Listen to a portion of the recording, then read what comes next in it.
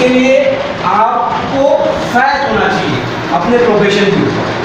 मैंने सैटरडे की मीटिंग में भी बताया था कि आपको विश्वास होना चाहिए अपने व्यवसाय के ऊपर, आपको विश्वास होना चाहिए अपने ऊपर, आपको व्यवसाय होना चाहिए, भरोसा होना चाहिए अपने सीनियर के ऊपर।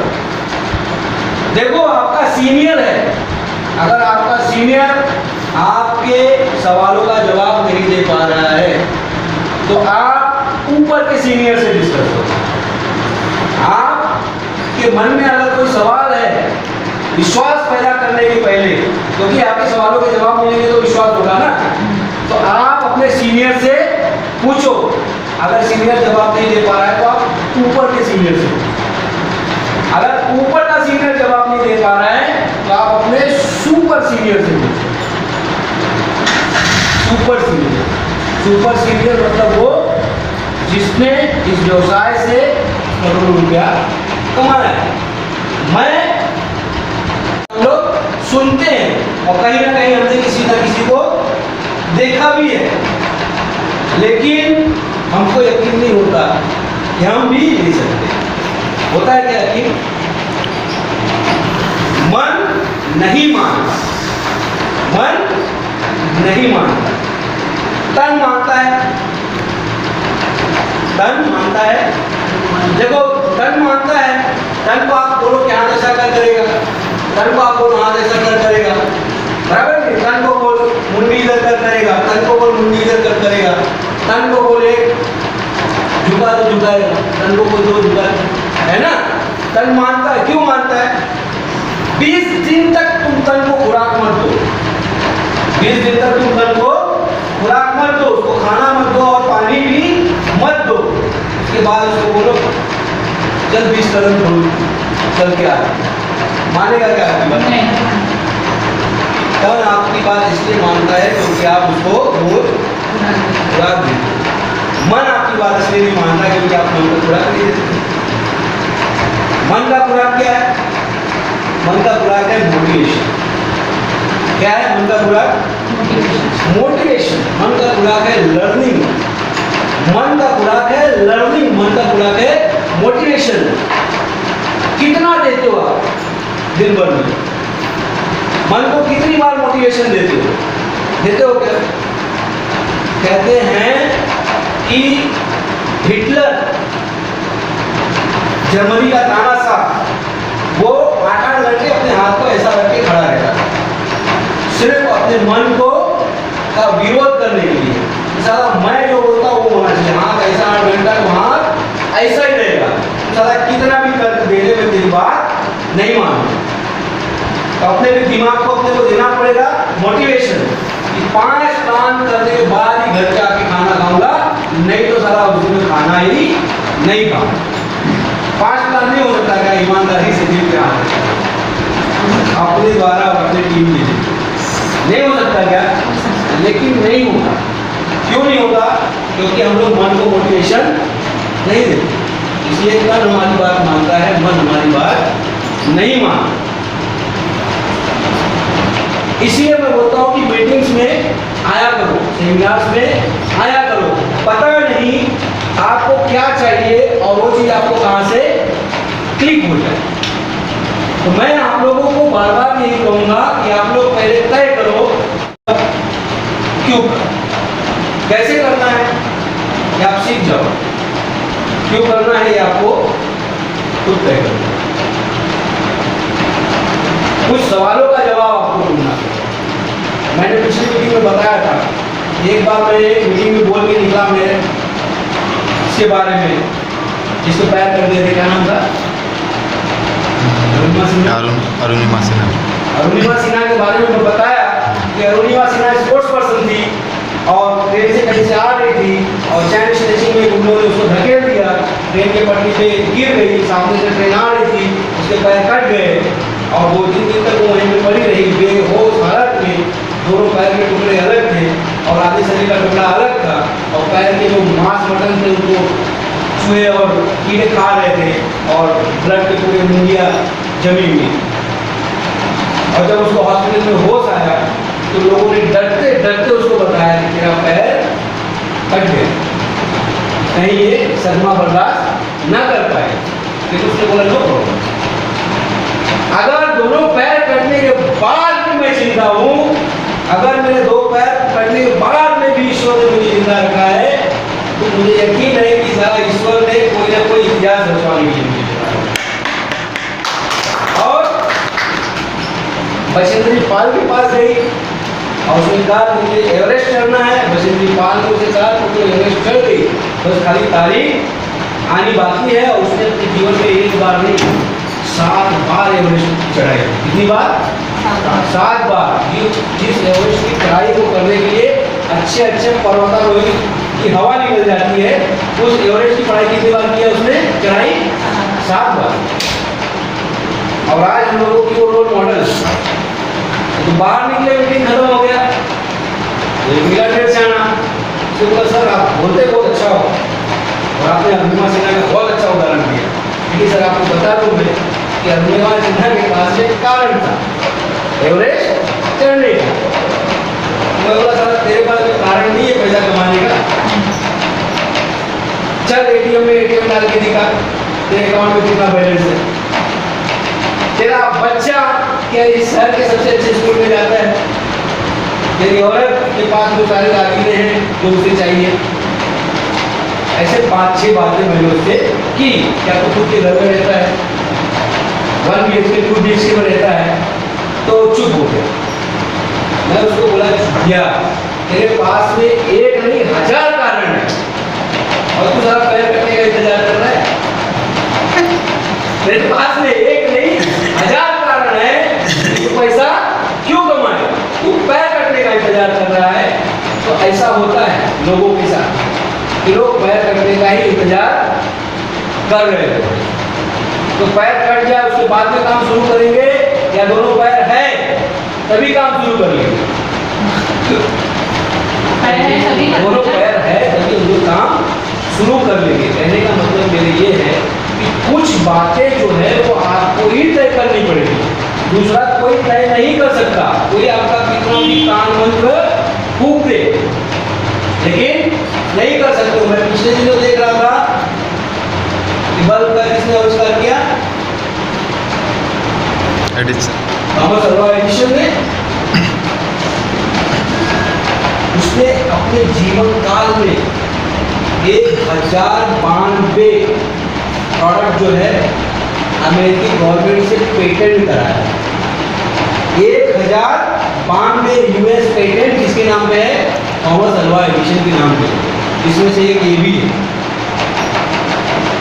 और 10,000 बार वो असफल हुआ एक बल्ब की खोज करके। कितनी बार असफल हुआ? 10,000 बार असफल।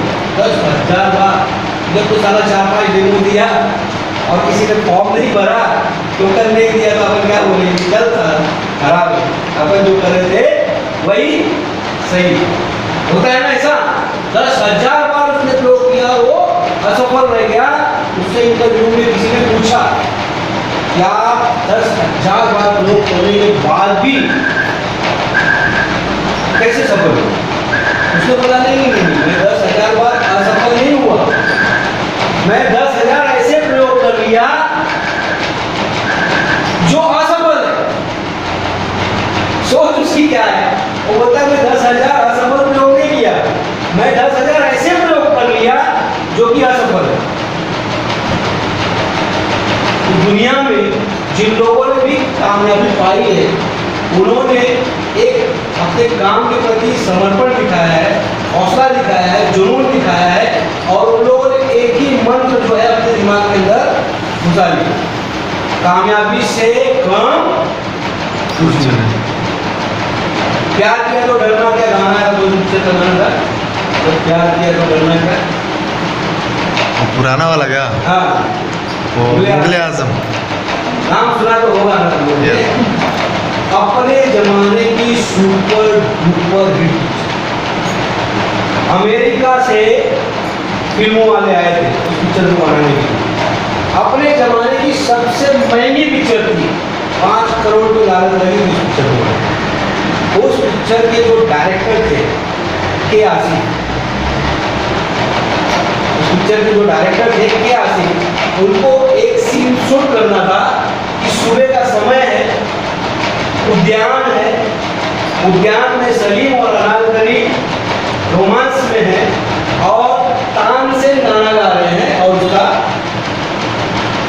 माहौल, तानसेन के गाने का माहौल, राग होता है ना सवेरे का, तो तानसेन गा रहे हैं, तो सीन उनको पिक्चराइज करना था। उस फिल्म के म्यूजिक डायरेक्टर थे नौशाद, उन्होंने नौशाद से कहा कि आसिफ ने कि यार सिंगर अपने को कोई ऐसा तानसेन में टक्कर वाला चाहिए। तानसेन जी तो है नहीं उस जमाने के लिए, उन्होंने कहा आज के जमाने में कोई ऐसा सिंगर चाहिए जो तानसेन के टक्कर का हो। तो नौशाद ने एक नाम बताया, बोले सर है तो, लेकिन उन्होंने कसम खाया कि फिल्मों के लिए वो नहीं गाएंगे और फिल्मों के लिए वो गाते भी नहीं। बोले है कौन मेरे को बता। बोले सर बड़े गुलाम अली खान। क्या नाम बताया? गुलाम अली। बड़े गुलाम अली खान।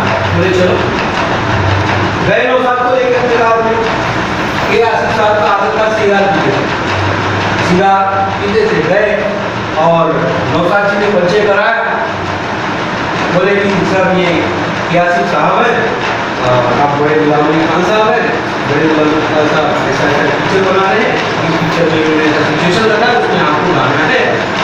तो बड़े गुलाम अली खान हंसे, बोले यार नौशाद को मालूम नहीं फिल्म में गाना नहीं गाता हूँ।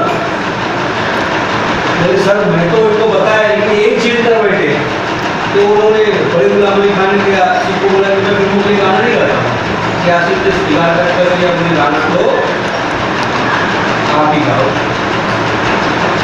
पागल हो क्या, मैं फिल्मों में गाना नहीं गाता हूँ। बोले गाना तो आप ही गाओगे। बड़े गुलाम अली खान मुझे कमरे में लेके गए, बोले साहब ये तो ऐसा है कि नौशाद जी लेके आए हैं, आपको मैं इज्जत कर रहा हूँ, लेकिन गाना मैं नहीं गाऊंगा। बोले पैसा कितना चाहिए? उस समय 500 रुपये महीने की मिला करते थे, जो सिंगर होते थे अच्छे उन लोगों को कितने मिला करते थे? 500। तो बड़े गुलाम अली बोले सर संगी है, ऐसा मेरा पीछा छोड़ेगा नहीं, इसको कुछ ऐसा मोटा मोटा अमाउंट बताता हूँ जो मेरे को देने से इनकार कर जाए, मेरे को दे ही नहीं तो मेरा पीछा ही अपने आप छोड़ देगा। बोले ठीक है चल मैं गाता हूँ तेरी पिक्चर में, 50,000 रुपया लूंगा। बोल क्या सिर्फ कुर्ता और पजामा पहन के गए थे, जेब में हाथ डाला, 10,000 का बंडल टेबल पर रखा, बोले गाना तो और उस पिक्चर में गाना गाया बड़े गुलाम अली खान, शास्त्रीय संगीत। कहने का मतलब 50,000 पे किया उसको, किया कितना पे किया? अच्छा। ऐसे ऐसे लोग, पढ़ो उन लोगों के बारे में, सुनो आप लोगों को शर्म आएगी। कहते नौशाद की ये तीनों उंगलियां जली हुई थी। नौशाद के बारे में पढ़ो, संगीत का नौशाद की तीनों उंगलियां जली हुई। जब किसी पिक्चर का म्यूजिक सोचते थे ना कि क्या बनाना है, तो सिगार पीने की आदत थी, सिगार पीते थे और सोचने लगते थे कि इस म्यूजिक कैसा होना चाहिए, तो सिगार जलते जलते जलते जलते जलते उंगली को जला के गिर जाता। सिगार जलते जलते जलते उंगली को जला के पार हो जाती थी, इन लोगों को होश नहीं रहता था। जितने भी कामयाब लोग हुए, सफल लोग हुए साहब, वो लोग अपने काम में पूरी तरह से डूब गए, क्योंकि उन्होंने एक मंत्र सीख लिया है कि सफलता से कम कुछ भी नहीं, कुछ भी नहीं। तो आप भी जब अपने काम में डूब जाओगे तो आपका दिमाग आपको बता देगा कि आपको कैसे करना है। वो लोग अपने काम में पूरी तरह से डूब गए, क्योंकि उन्होंने एक मंत्र सीख लिया है कि सफलता से कम कुछ भी नहीं, कुछ भी नहीं।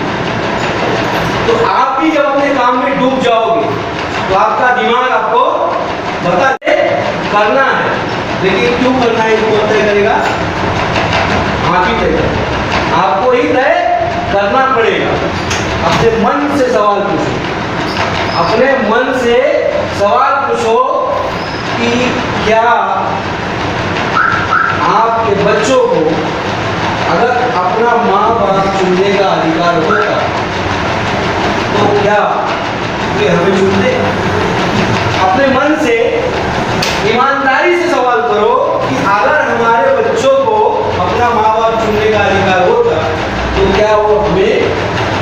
चुनते?